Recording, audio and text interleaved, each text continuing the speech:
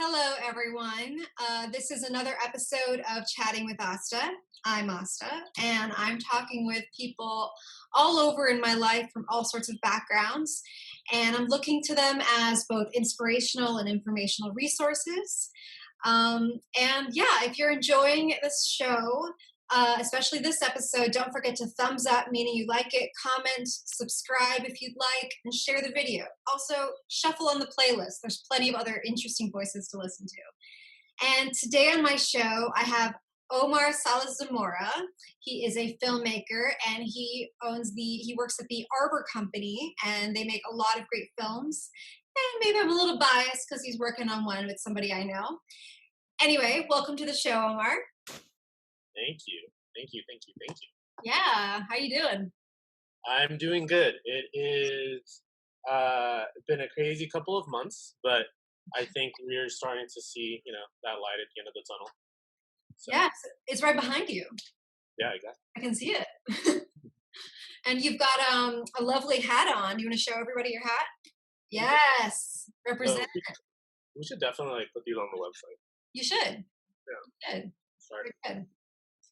Yeah, but yeah, I've got my background the way I do because you are in LA, so this is a West Coast represent situation. Yeah. Have you talked to a lot of LA people yet? I've had only one guest from LA so far. Okay. Yeah, it's but I've had from all over, and actually no, I've talked to 3 guests from LA. I'm such an asshole. I don't remember these. Sorry, other LA guests. I completely forgot. But yeah, it's a different vibe. You guys have a very different vibe. So I thought I'd fit in and be all new agey for you and whatnot, and drink some sunshine and yeah, as one does. But yeah, let's get into it. You've done a few films now in your life. I actually wanted to start with kind of an obscure one because I just found it really interesting. You were doing location scouting for a feature and just decided to shoot this short called Babe, I'm Gonna Leave You. Yeah. And what a fun project. Do you want to talk about that? Like, I'll let you just roll off. I like Babe, I'm Gonna Leave You a lot. So pretty much there's this thing that I do where I tried to do it yesterday, actually, where I'll wake up and for some reason I just feel like extra creative that day. Yeah. And I own camera. I have access to all the sound stuff. I have friends that make movies. I have friends that are actors that want to do stuff. Yeah. So I'll text, a couple people and I'll say, hey, like, do you want to go shoot something today? Yeah. And most of the time it's out of town. The reason that I always make it out of town is because I have someone else drive. Yeah. And on the way there, I can be in the back seat with the notebook and I can write the script out. Awesome. And we've done that a couple of times. And while we were in Spokane in Washington for that location scout, we were there for 3 to 4 days, and we were done about 2 days in. And I just thought it was going to take longer. I'd never really location scouted in another state, so I just thought it was going to be more time consuming. And then on the second night, we're just like hanging out at a bar. I'm like, we need to write something. And that's actually recycled from 2 different scripts, and then we added a lot of other stuff. But it was actually fun to have Nina Kova in that. Nina Kova is going to be the lead in my next movie, which is a horror movie that your husband is involved with. But it was really cool, like, doing something with her because Nina and I have done so much work together, and none of it has seen the light of day. We've done 3 movies together, all of which go on unreleased. And she's been the lead in those 3 movies. And so there's always, with Eyes on Joanne, the horror movie, there's always been this, like, she's the best person for the job, but it's also, like, a big token of, like, I'm sorry. Like, here's this lead in this movie. Yeah. But she was there with us, and it was really great working with her. And Andrew, who I started with Arbor Company with when we were teenagers. So those are the 2 leads in that movie. So we just went up there. We were there for the day, and there's actually like some pretty tough monologues in there that Nina pulls off, having the script for a couple of hours. It's in her brain already. Yeah. Yeah. But yeah, I'm there's a weird vibe in that movie just because like I've never just the way that how much money we have and where we are, all the movies are always like interior Los Angeles apartment. Hmm. So when we were out there, I was like, let's shoot as many mountains as we can and like get all of this. Like it started snowing, Yeah. and it's like let's shoot all of this, let's get all of this, and it made for a pretty weird little. I always push that it's a comedy. Yeah. It's just really really really mean. Um, and what's really great about Nina is so fucking funny. Yes, she She's is. so funny. And she can pull off that extremely mean dialogue and turn it around and be as sensitive as she is in that last scene of that short. Yeah. Yeah, I adored it. I mean, I'm also just a sucker for Joan Baez, anything related around Joan Yeah. Baez. I But I love that song so much and it annoys me that no one's heard it. So anytime that there's that kind of situation, it's like I'm gonna this short is as much as teaching people about this song. yeah, yeah, I got to play her once. So Really? yeah, and I hope I get to do it again. I adore that. I adore the soulfulness, and she's got like a. I think that the tone of your film like kind of just feels like her too. Yeah. She's very I hate using the term, but she's a spitfire. She's Yeah. a very interesting person. What But did you play her in? I did a play called that a friend of mine wrote called Bob Meets Bob, and it was about a I guess imaginary situation in which he might run into Bob Dylan, who is his hero, and this friend of mine's name is Bob Galligan, and he wrote this monologue about the hypothetical situation of the two of them meeting and how you in this like kind of Gus Van Sant like style and everything, and like what would happen if we met, and would I be disappointed meeting, ultimately, like. And then we saw the monologue, and I don't know, I was on some stuff that summer, and Yeah.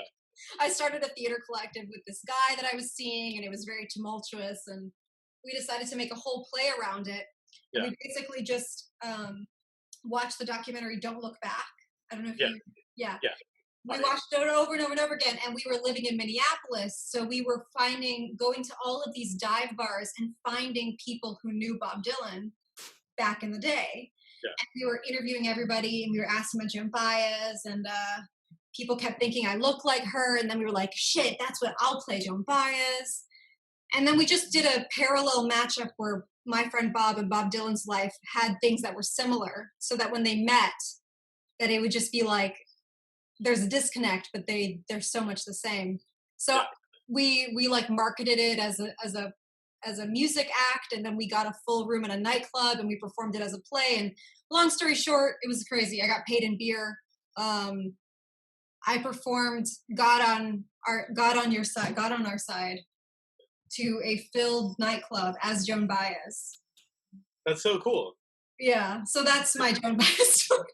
I'm really fascinated by like this fantastical like these fantastical like fictional narratives around Bob Dylan.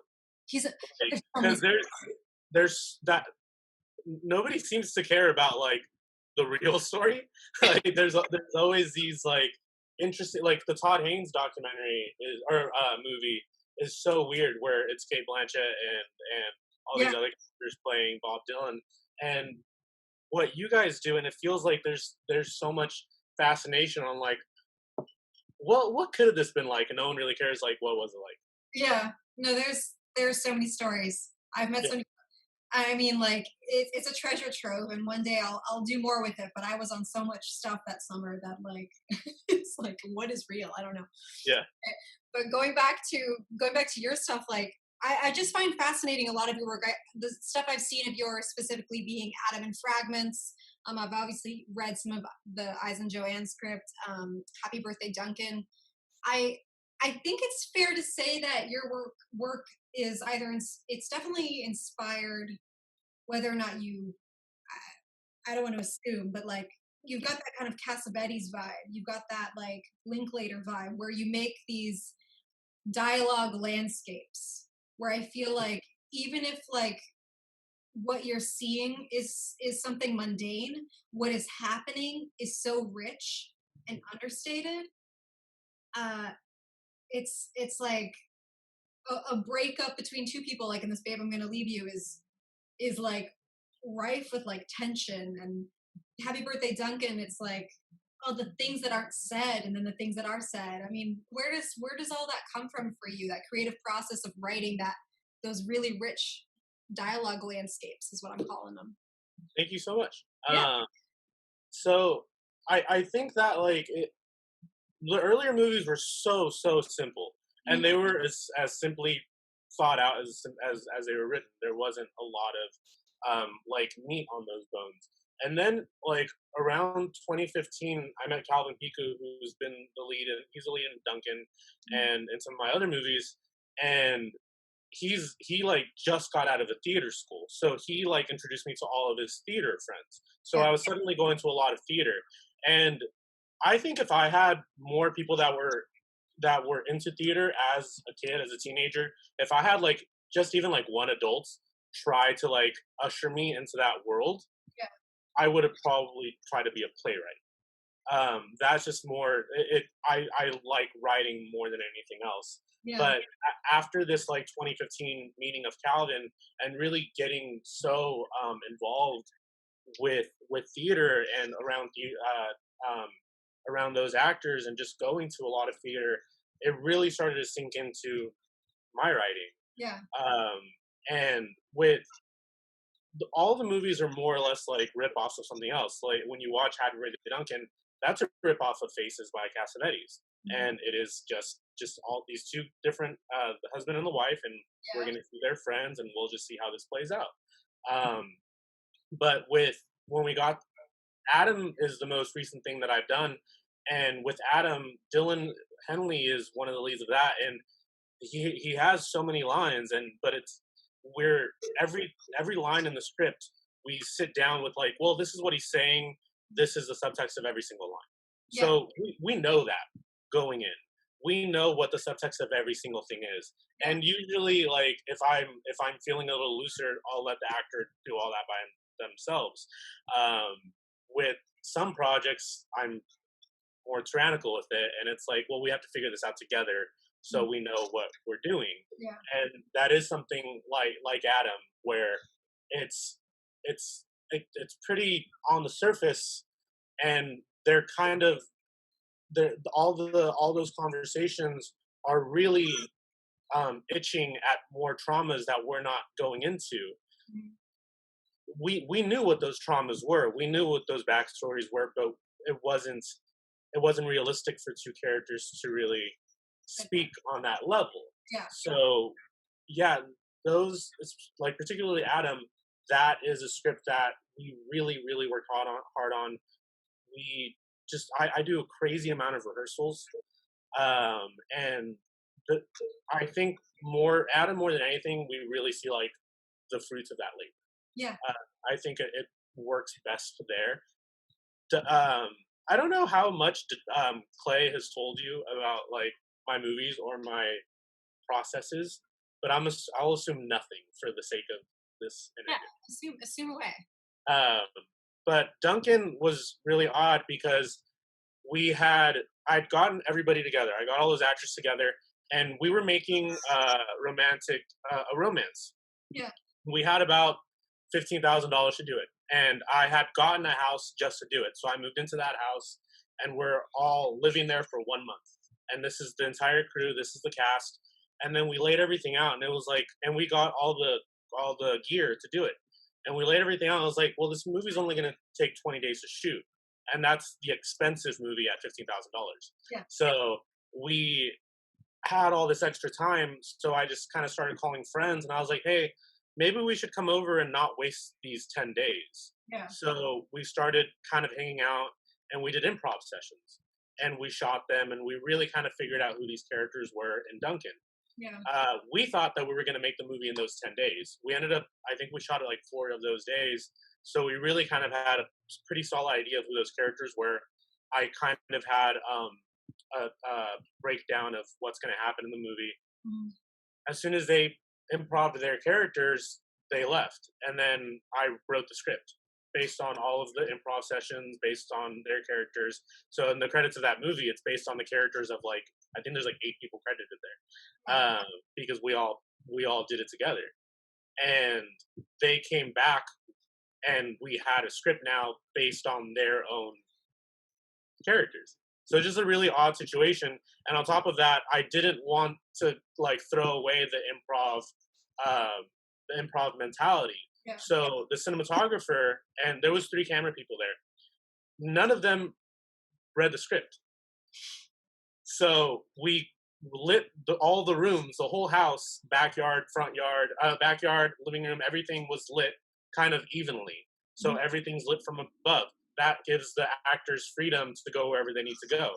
And the camera people have no idea what the fuck they're gonna do. So you've seen Duncan. It opens with like a 20-minute long sequence of this boyfriend and girlfriend kind of chasing each other through this house. They're happy sometimes, they're angry other times. All that coverage isn't planned. Yeah. Like we have to figure, like all of the cameramen have to keep up with them as if it's a reality TV show. So that movie has such a weird energy because nothing is ever stopped and directed. We rehearsed that movie as if it was a play. I've always rehearsed everything as if it was a play, and it's important to just like, it's so crazy to me that I've heard actors talk on bigger movies of they show up that day and they meet each other and they're playing husband and wife, and I can't wrap my head around that because I've always done things the way that I've wanted to do them, and I've always had access to the actors that I want to use. Yeah. And so with something like Duncan, we have months to rehearse it, and then we have months to rehearse on Adam. Adam was only a 20-page script, and we rehearsed it for a month before we started shooting, and that's just not normal. No, it's not. No, it's not. Those are things that are just like attractive to me and exciting to me, of really being able to get all of the directing done before we go on set, because especially on movies as small as we're doing, when we're getting to set, you don't want to worry about the actor not understanding the character, and also trying to figure out like, are we gonna have enough money to pay for food today? Yeah. Like that. Those are there. You have to split your mind in so many ways on the day of shooting that you don't want to worry about the actor. You don't want to worry about the script. So by the time that we're there, they should be treating that as rehearsal 100. Yeah. And they should know it in their bones, and we can be shooting, and by that time I can be completely technical. I don't have to be cerebral. Yeah. No, it's such a rare thing, especially in film. With the higher the budget, it seems like they just don't always care about rehearsals in the same way that they should. So they're so obsessed with the visual, which has its merits, obviously. But I just appreciate that about yours because it's fascinating. You say like that. The camera guys are just as much like in it, but isn't that great? Because it means that none of them is like thinking about anything else but the energy of the project. They're all like streamlined into the same thought process and the same like, okay, I have to be present right now, because I've been on so many sets as an actress where I can tell that they are looking at their watches and they are waiting for their lunch break, and they're not willing to do more than what they were paid to do, and it just becomes such a soul sucking thing instead of like something that's like you said, always thinking about like, what can I do, like like I'm married to that. We are always thinking like, okay, so like my husband's like, okay, I work at this bar, and I'm always closing, and if I just ask permission, maybe they'll let me shoot at the bar, and like we are always trying to find ways to just take advantage of what we have, because Exactly. I mean, those end up being the most interesting projects, at least to work on, because you feel like you're making something. And I really, I mean, I'm a big Cassavetes lover. I love the idea of just allowing moments to happen. And then, you obviously write a lot, and then you've written based on improvisations, but there are some beautiful things that happen that are a combination of like expectation and things you're not expecting. Um, Yeah.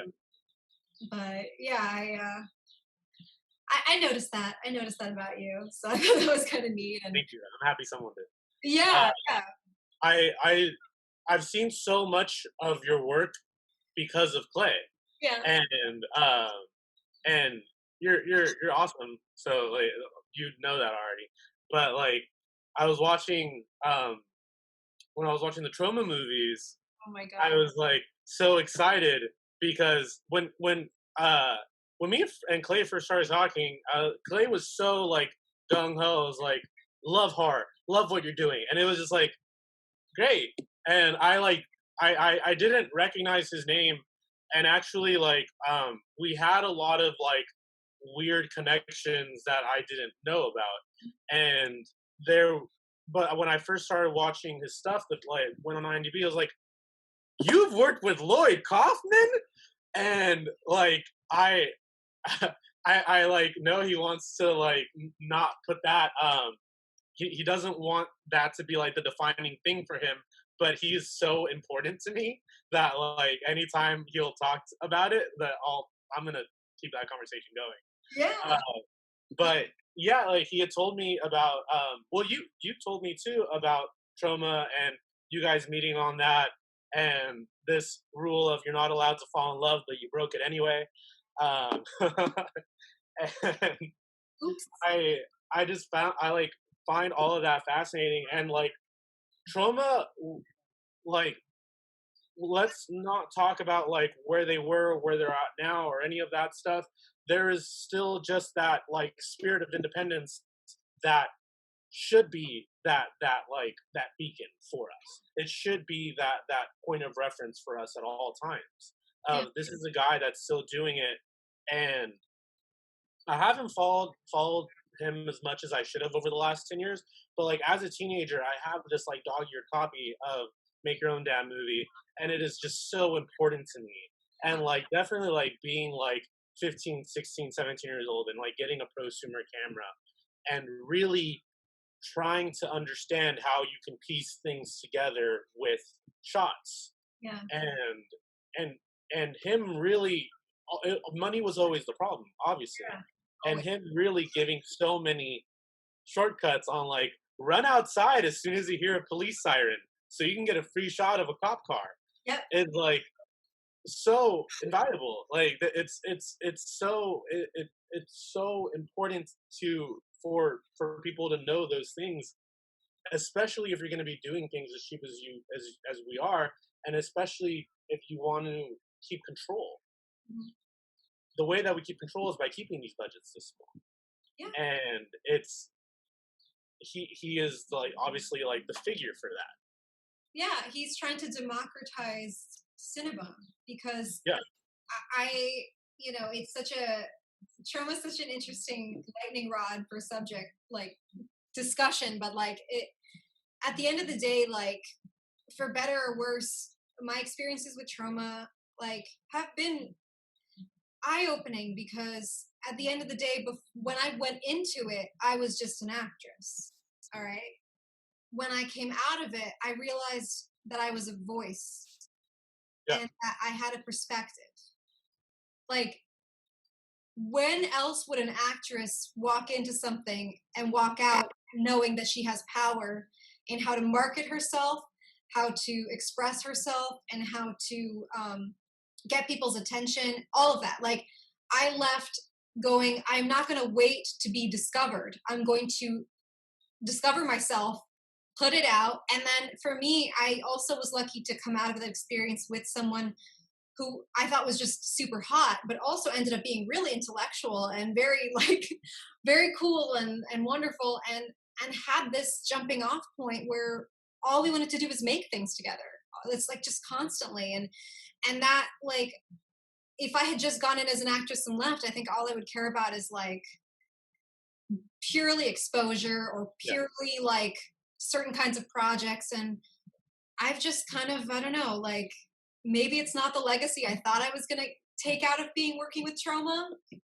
But what I left was literally just wanting to make my own trauma, like wanting yeah to make my own, like, all right, how can I like spotlight individuals and like make my own projects and like share ideas and then self promote, and who are artists that can do this, and it's like it is an independent spirit. It's this idea that you don't wait around for things to happen to you, you make them happen.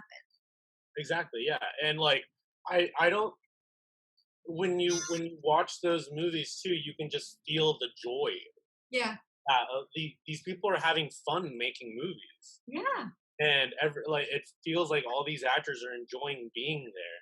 Nobody is saying these lines through like gritted teeth. Like they're enjoying this experience, and that is not what I see in a lot of movies right now. And especially when we're looking at, we have this kind of mid-range, let's say like freeform movies or something like that, or Lifetime or whatever, where the only reason that it exists is because a consumer needs another thing to press play on. Yeah. Um, it's not for any other reason. Yeah. And I think it is important, like the work that you and Clay are doing, and it's you can, and you can see how much passion there is in everything. I'll text Clay before I'm done watching a movie, and they're like, the opening credits on this movie they're amazing. Like, why are these opening credits so good? And it's like stuff like that where like nobody else would have cared to do that. No, like I've watched movies that cost two, three, $400,000, and I guess that's a mid-range movie. That's not even a micro budget movie anymore. But like it's white text over black cards, and it's just like I don't know. There's not, and I don't see passion behind it. I see the goal for a product. Yeah, well, a lot of society, and hope, and I'm thinking that we're on a change, but I think a lot of society people are on autopilot. And so basically that means at the end of the day, people are thinking about marketability versus substance. So they're going like, "Oh, do you like, this fantasy idea trope? Here's the nice fancy costumes. This is blah blah blah. This looks beautiful. Oh, I'm picturing the photo shoot for this." Like, and it's all that, instead of going, I want to tell a story about, what it's like when like a couple breaks up. Yeah, And then you go, okay, and then you come out of that and you go like, I got this song. I'll use that as a thing. I got this. Even though they're going out into the open air, it feels like closed. So I'm playing with all of these different things, and I feel like, I mean, as an actress, I get frustrated because I'm constantly like just bored by the content that's being put out. It's really yeah, being put out so that people can do this, that they can watch it and they can go like this. exactly. And I'm like, how is that engaging? How are Yeah, your people's brains don't want to work? They don't want to like, and it's infuriating. And thank you so much for being just like, I swear, guys, I'm not paying Omar to say nice things. I feel like I have like such a familiarity with what you've been doing because you guys have worked together so closely over the last couple of years. So Yeah, there's actually I think I only had seen, is it Arrows Point, is Clay in that? yeah, Okay, that's both of you guys, right? yeah. So that's the only thing that I saw that like it didn't. I don't think either one of you directed. No, So that was like the only thing that I had seen that like it was purely you guys as actors, yeah, and that was interesting just because I had like I that's also just what I needed to see because you're gonna sell yourself in a certain way, he's gonna sell himself in a certain way, but I'm making a movie with you guys as actors. yeah, So I was like happy that I had seen that because I needed to see like, well, what are they as actors? yeah, Uh, yeah. and you guys do such a good job in that little short, and there's this weird tension throughout it, and like I think if I was to ask you, I would say, are you probably proudest of Shadow Scarf? I would say that. I'm Uh, only asking because I see you guys pushing that like out the most. oh well, I think that that's it's a subjective thing. My husband wrote and directed it, and it was at filmed at the place that we had the most growth as artists because we were continuously around people who were like, oh, I am a musician and I've always wanted to do scores for film, and Yeah. you know, I'll act in this with you, like all sorts of crazy stuff. So but like if you ask Clay, I am not always the most pleasant to work with. Um, and that was a very stressful filming situation because we had such an indie spirit on it, and we had to continuously work in multiple roles. So I was like ADing myself, I was producing, I was lights coming, and we're shooting night, like, you know. So it was very, so like the experience itself is like, it's like hard to speak on, but like I'm definitely proud of it because Clay's really good at forcing me to produce art or produce ideas or share myself when I don't think it's worth sharing, if that makes any sense. Like I sing a lot, but he thought that it was a good idea to force me to sing for that, to show people that side of me. If it weren't him, I wouldn't do it. And I feel like Clay has essentially made me an actress again because I was ready to quit before that film. So I think that's why it seems like I'm so proud of it, because I was going to quit acting, and then he was like, all right, before you do that, let me just do this short with you and then we'll see how you feel. Yeah. Because I was so tired of the mainstream and like being forced in certain boxes and thinking that projects that I was attached to for years were going to happen and then they didn't. Or like you said, like with Nina, like making stuff and then it never seen the light of day. It doesn't even show up on your IMDb. Nobody knows it happened. Like film is such you need evidence to show that you have a career, and there's so much that happens behind the scenes. And there's so many things, but yeah. But it's great that was the ending result, and he wouldn't let you abandon yourself. No, he wouldn't. He's good about that. He forces me to do that with others too. That we all have something to give, and I think that now more than ever, just this is nice, you know, just engaging and remembering what it is to be human, because I feel like so much people are trying to get behind the idea of who they were when they had no control over their life. Yeah. And now none of us really do, right? So now we actually have to examine. Like I think it's so important to remember how fucking cool what we're doing is. And I think it's easy to forget it, especially if everyone around you is as jaded as you are.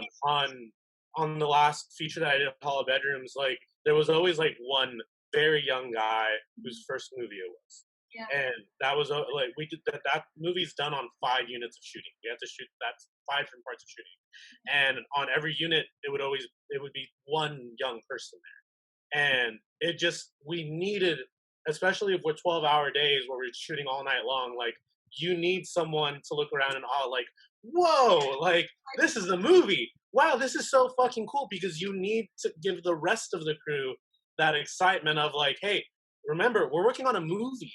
Yeah. Like this is important. This is so fucking cool. And I've it definitely gets tough when there's not something to work on. It gets tough when there's no money to do a project with. But like, you're in movies. Yeah. Those are like forever. Yeah. But on that note, I wanted to ask you, if you had to send out a message to the universe right now, whatever you interpret that to be, what would you say? I think it's so important to make your art. It's so important to make your own art. It's so important to not feel like your voice is lesser, your voice isn't deserved, or you nobody needs your voice. I think there's a community for every kind of voice, and if you think that like for example with Adam, it's such a particular it's a queer movie, but when it's a queer movie, you want to put it in a queer festival. In queer festivals, they want to celebrate queerness. Yeah. Adam is so dark, Yeah. and it's not, there's nothing positive about it, It has nothing to do with them being queer people, but it's still something that we thought was important to deal with with trauma and past and depression and all of those things. And by the time that we were getting close, and I kept wondering, should we do this? Should we do this? Should we do this? Who is this for? And it doesn't have to be for anybody. It can be for you. It's for it's a really expensive diary entry, I guess. And we got such a like good feedback on that short that it we're always wrong when it comes to stuff like that. You don't know who it's going to be important for. You don't know like if you're making a comedy with shit jokes, like that person's having a bad day and that shit joke's gonna make them laugh, and that's good. Yeah. It's all of this art is valid and it's worth something. And Yeah. I think it's really important to like, for example, like with you guys, like I've never directed a horror movie. I love horror movies so much, and I've worked on my friends' horror movies, and I've written so many horror movies, and I've been a DP for horror movies, and but for some reason, it always felt a little out of my grasp to direct one. And if you look at all of my work previous, it's never you wouldn't think, oh, that's the next step. Yeah. It's I do slow talking movies. So whenever I I was always a little bit like nervous holding the Eyes on Joanne script Yeah. because it's a pretty quick script and it's pretty violent and it's a little bit of a throwback, and it there's nothing there that's going to there's nothing that I've done that's going to sell you on I can do this. Yeah. So there's something like that where that's still art that's important to me, whether or not I've shown it in the past. And yeah, I think it's just important to find the people that you can move forward with. Find the people that have the same interests as you. But yeah, at the end of the day, never feeling like your art doesn't matter. Yeah.